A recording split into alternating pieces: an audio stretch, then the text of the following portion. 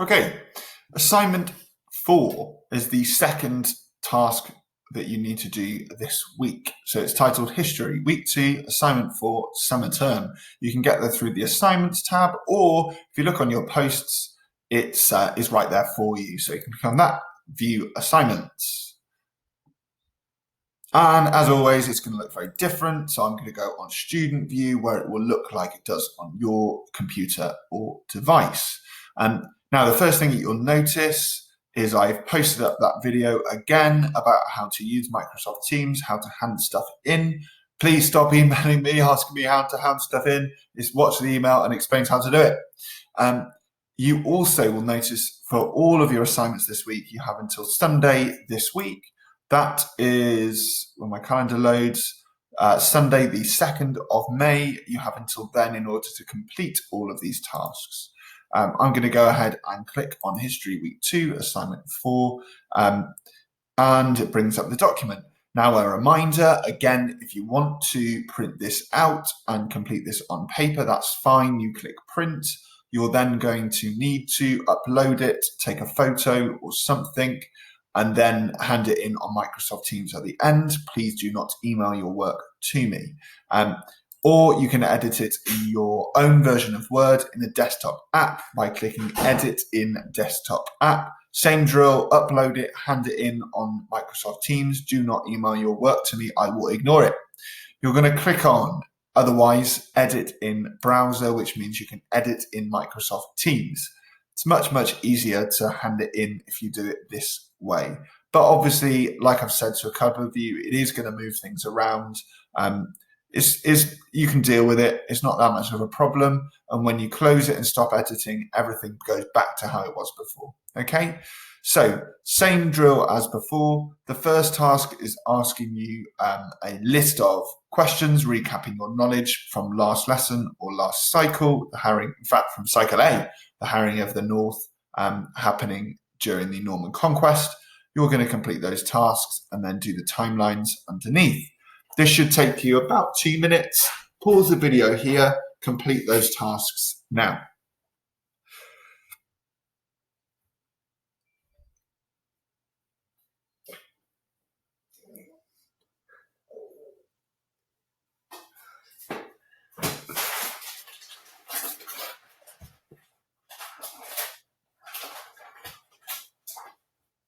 Apologies for the laugh here, Seven. My partner's just come in being a velociraptor, trying to distract me from my video.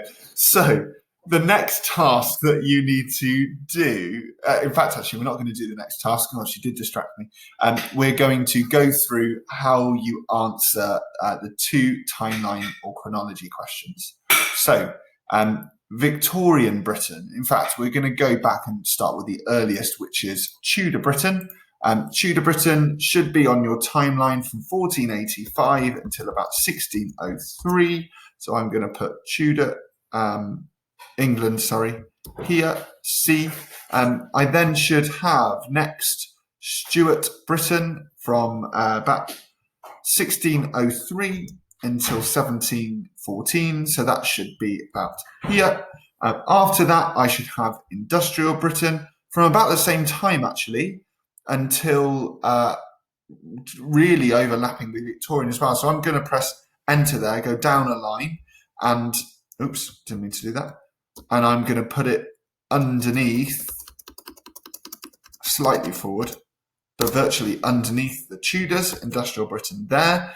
And then I'm going to put the Victorians sort of alongside that.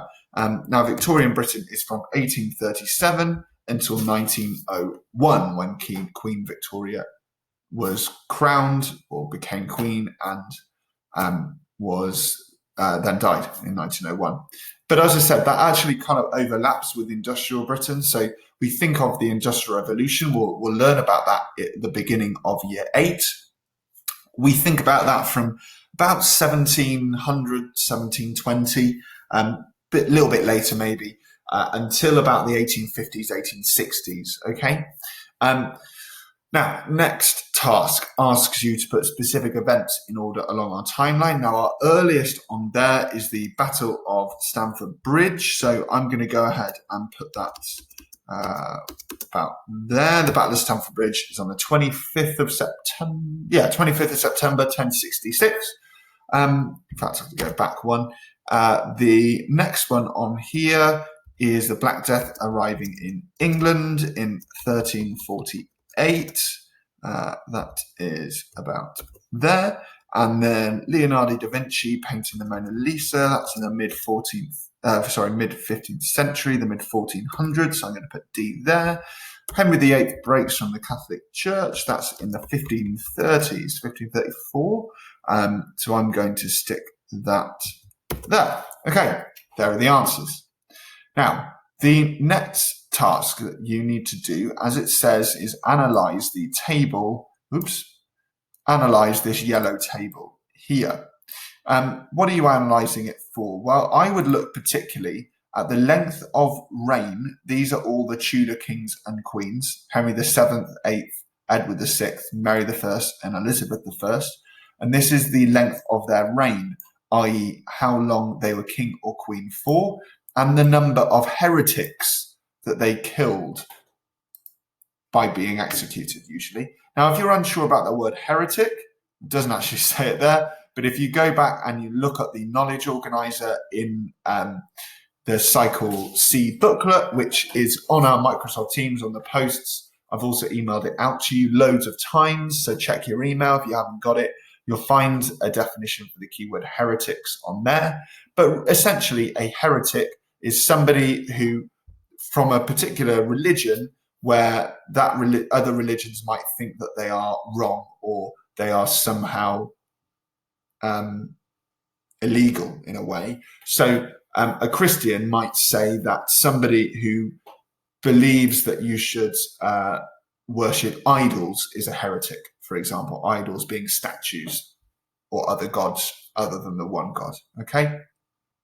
I didn't explain that very well, so if I were you, I would go and look at the knowledge organizer, like I said, at the front of your Cycle C booklets, where I've written a definition of what a heretic is, okay? Now, you may also like to do the challenge task, but once you have analysed this table, you're going to complete the sentence below. The evidence in the table suggests, and again, when you're finished, complete the challenge task. Pause the video here and do that now.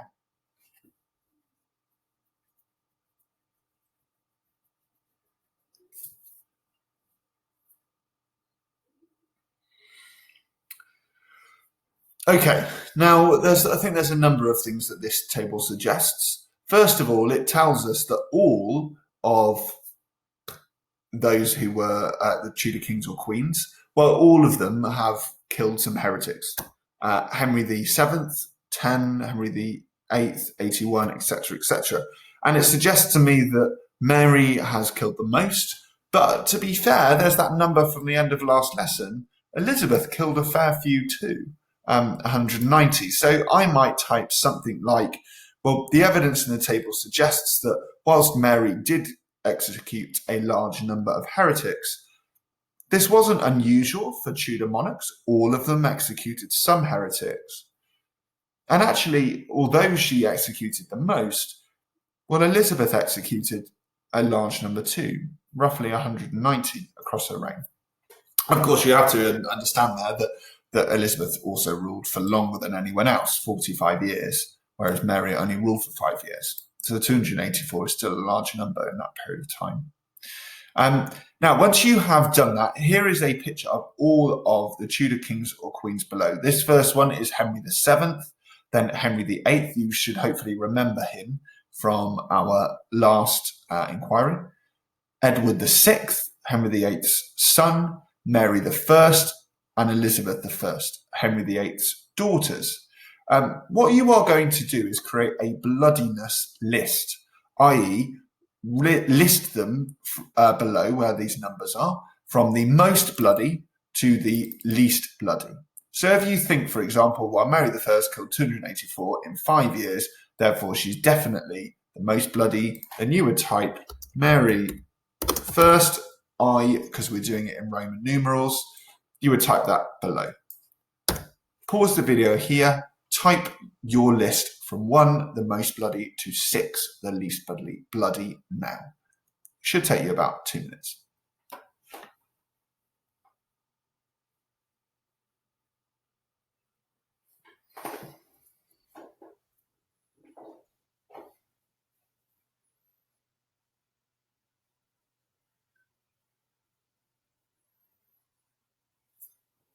Okay, as it says, we now need to study some more historical evidence so that we can test whether our lists are correct.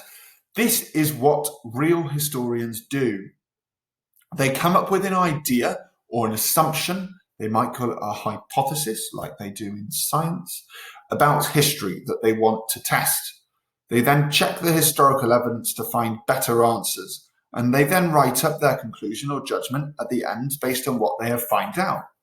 If their original idea was wrong, then they might have to change it, but really historians look at evidence to try and make sense of the past. And you might have to change your list later. We'll see. Now, you'll see on the next page that there is a table. At the top it says describe the source. It then asks you, is it Bloody Mary? Yes or no?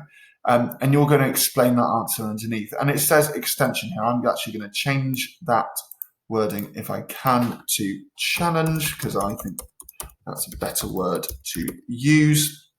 Is this source reliable? What do I mean by that? Well, what I mean is, how far can you trust the source? Now, all sources in history are useful. They all tell us something, even if it's that somebody wants us to think something about the past. But how reliable is the source means, well, where does it come from? For example, if a source is written by a historian, well, I know that he or she will have gone and done lots of research, therefore this may be a bit more reliable. If, however, that source, that piece of historical evidence, is written by a supporter of Mary I, well, I might have to take it with a pinch of salt, because that supporter of Mary I is going to write it in a way that kind of maybe makes her seem better than she is, maybe. So you need to decide in the challenge how reliable the sources are and explain why you think that. Where are the sources? Well, they're on the next 4 pages. Source A here, from the painting by the burning of John Rogers. Source B, an extract from a GCSE textbook about the Tudors. Source C, a quote from a letter from Mary I. And source D, an essay from Mr. Jones that he wrote while he was a student in university. Okay. What I need you to do is read each of these sources and then fill in the table. For example, it's source A, I might say, well, I can see someone being burnt. It says it's a religious martyr being burnt in 1555. I'm going to describe that. Is this Bloody Mary or not? Well, I think, yes, it is, because somebody is being burnt at the stake or executed. And I'm going to explain my answer, explain why. Well, what's his name? John Rogers is shown being burnt at the stake, executed for being a Protestant. Okay. Is this source reliable? Okay. It's written in 1555. What else can I say about it? This painting from a book called Fox's Book of Martyrs. It was published by Protestants to show how bad people had been treated by Catholic rulers in English history. So I'm not sure, actually, how reliable this is. Possibly unreliable, because it is written by Protestants specifically to criticize Catholic rulers. They could possibly show a one-sided view, because I think they probably are going to want to they're probably going to be more on Elizabeth, the first side, I guess, and maybe want to kind of prove that Mary was bloody. So I'm not sure how reliable that is actually. As you've just seen, you're going to go through each of these sources and then fill in this table. Should take you at least 20 minutes, 30 minutes. Pause the video here and do that task now.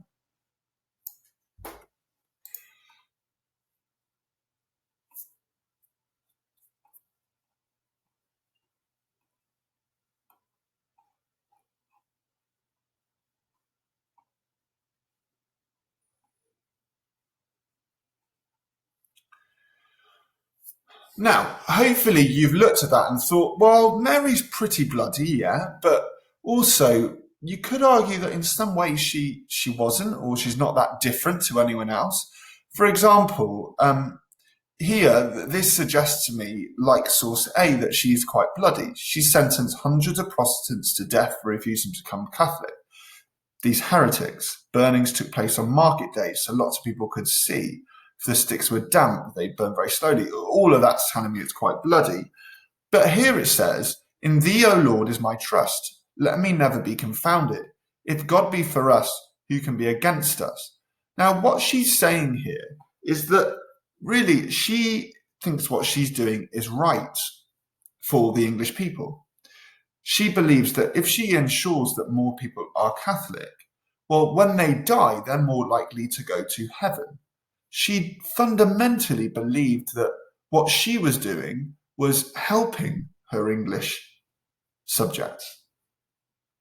So, can we really say that she's bloody for that reason? Again, in the whole of the Tudor period, thousands of people were killed for committing small crimes. This comes from one of my essays when I was in uni, like stealing. After a rebellion in the north, when Elizabeth was queen, 300 people were hanged. Now, they're not being burnt at the stake, but they're still being executed in a pretty grim way, hanged by the neck until they strangled to death. And that's 300 for one thing. At one time in Elizabeth's 45 years as queen.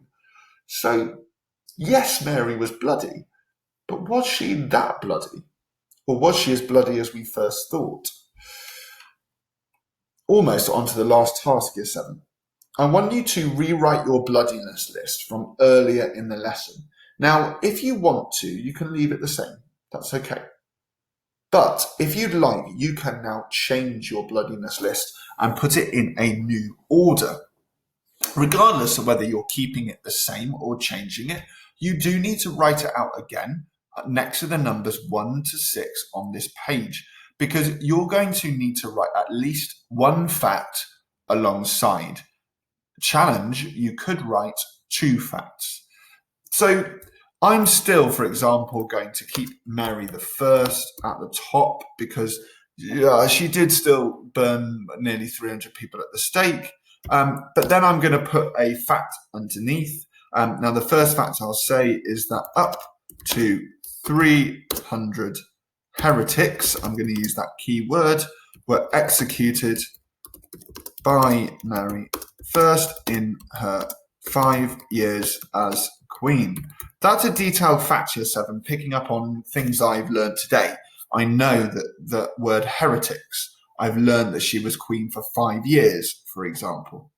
Now, I'm going to write a second fact here, but this time I'm actually going to give a fact that maybe suggests she wasn't as bloody.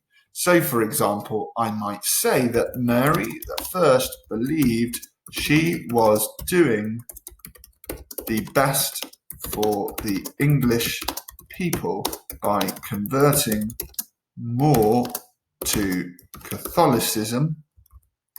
That means to be a Catholic, to ensure they went to heaven when they died. And I'm actually going to take a quote here, Year 7. Quotes are a really good source of evidence to use in history. If you can remember them, they're fantastic. I'm going to say and she said, in a letter in thee, O Lord, I trust. And of course, that clearly shows that she was very religious and thought what she was doing was right. So you're going to write each of the Tudor monarchs a reminder that those monarchs are, wait for it, Henry VII, Henry VIII, Edward VI, Mary I, and Elizabeth I. I'll say that again one time, and one time only. Henry VII, Henry VIII, Edward VI, Mary I, and Elizabeth I. You're going to put those 6 monarchs in order from 1, the most bloody, to 6, the least bloody, again. And just like I did, you're going to add at least one fact to back up why you put it in that order. Should take you about 10 minutes to do it properly. Pause the video here and do that now.